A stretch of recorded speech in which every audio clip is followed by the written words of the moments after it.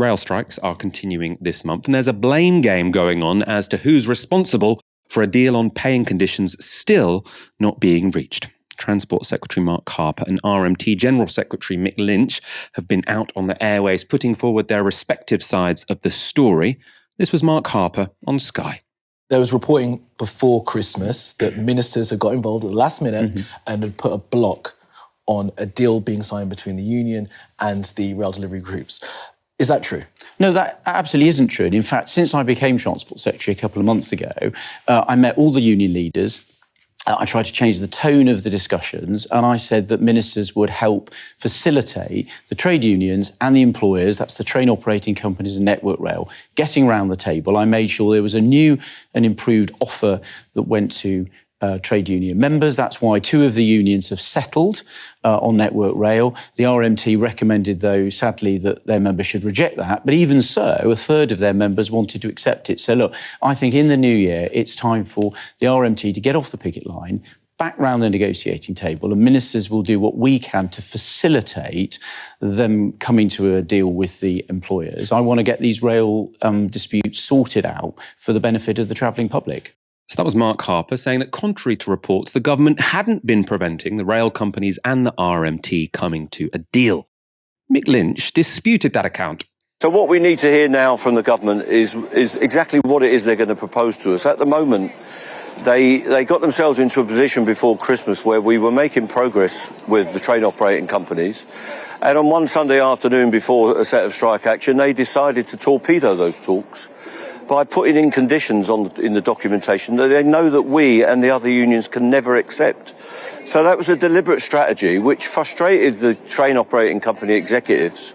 The most senior people in the industry are as frustrated as we are that the government will not facilitate a settlement, and indeed is taking the opposite tack of undermining efforts to get a settlement.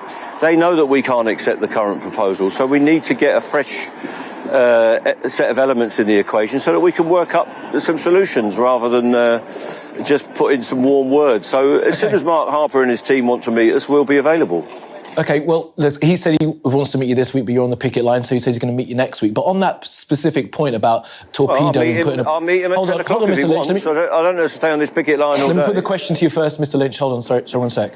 On that particular point about the government torpedoing the negotiations, I put that to him just now. He said that that's just not true. They haven't done that.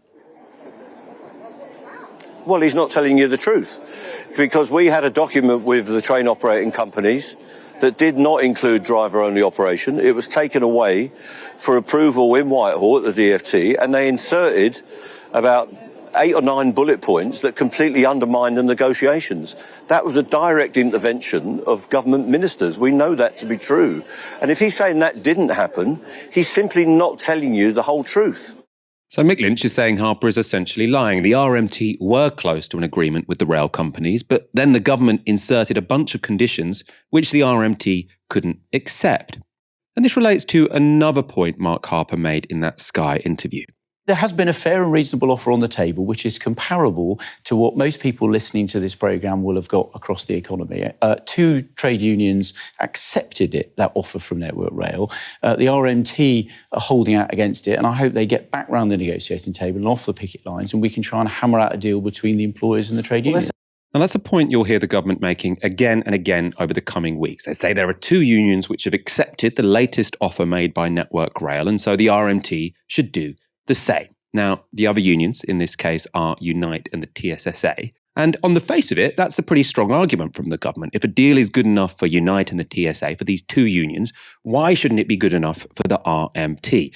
The implications, because the RMT are so militant they won't accept what other workers see as reasonable. Now, to that question, Mick Lynch gave this answer on LBC. 2 trade unions that accepted are minuscule and they're not affected by the changes. So you've got a white-collar union, the TSSA, who are supervising our people that are out there doing the shifts in general. They're not affected by the changes and they've decided to accept it. That's fair enough. But they're tiny. Unite on the railway are, if they've got 100 members out of 40,000 Unite Network Rail workers, that's probably a good estimate. And they're not affected. They're office-based. Our members are out on the track, running the stations, repairing the rails, putting up the overhead line and all the rest of it. And they are profoundly affected by the changes that they want to make. So we have not accepted it because of the conditions. The payoff is not very exciting either. We haven't had a pay rise in Network Rail for 4 years now, and it's way below the rate of inflation. But most of our members are agitated by the conditions. If we don't accept the conditions, we don't get a pay deal. If we don't accept the conditions, we won't get a job security deal, and our members will be made compulsorily redundant. So we've got a gun to our temple in that sense. That's a pretty decent explanation as to why Mark Carper's point probably isn't valid. Now, the TSA and Unite were offered the same deal as the RMT on pay, but for the RMT, the biggest block to a deal is conditions. And the changes being proposed to conditions is not the same across different parts of the Network Rail workforce. Of course, we're discussing here the dispute with Network Rail. There's also a separate dispute with all the various rail companies, but in both cases, you've got a similar situation where the government is trying to impose changes to terms and conditions of RMT members in exchange for real terms pay cuts. It doesn't seem like a particularly strong offer from the government. I think Mick Lynch did a really great job of explaining why some unions would accept this and others won't. And I think that particularly when he talks about exactly who the RMT represents, these are the, and distinguishing between the different issues that the workers have and how different unions will prioritize different issues. I think that was a brilliant and really clear way of explaining it. Public support for the rail strikes has waned ever so slightly. We're looking at about 43% of the public who are supporting the rail strike, which is, a few months ago, that was above 50%.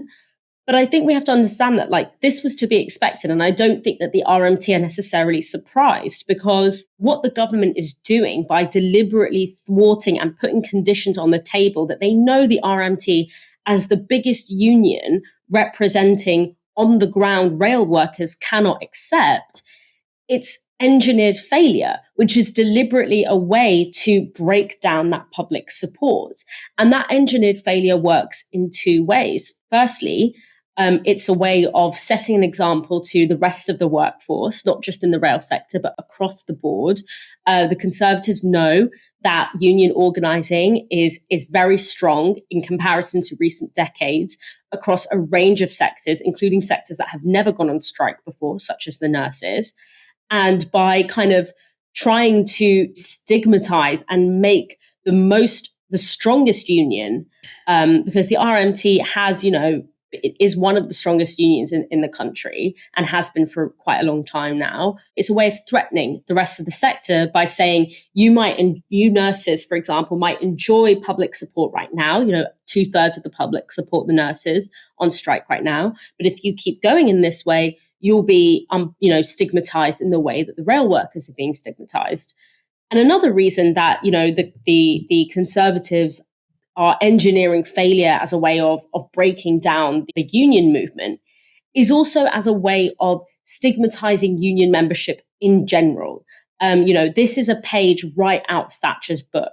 Because, when you think about the winter of discontent, that image and memory of, bins piling up in the street, etc., the country coming to a halt, successfully saw a decline in union membership and organising that lasted several decades. And so you have that short-term assault on popularity by setting an immediate example to the rest of the workforce, and that kind of long-term attempt to associate being active in your union and a strong labour movement, not with eventually better quality and conditions of work, but actually by associating it with decline, even though that decline, as we know, is as a result of the government, of employers refusing to make good on very reasonable demands. And so I'm sure that this hasn't taken Mick Lynch by surprise, this divide and conquer rule and all of these strategies. They're actually quite old-fashioned Thatcherite strategies. And I think that he's incredibly prepared, as we saw in that media outlet, because let's not forget, the objective of strike action is not to be the most popular kid on the block. That helps, but that's not the objective. The objective is to actually win. And that is what Mick Lynch and the rest of the RMT are keeping their eye on. And that's really good. And it's very important that the rest of the union movement, whether it's in the rail sector or across different sectors, understand that the success or failure of one movement, of one union, will determine and is relevant to the success and failure of other unions across the workforce. Their success is our success. And so that solidarity between different sectors against that public opinion assault by the government is incredibly important.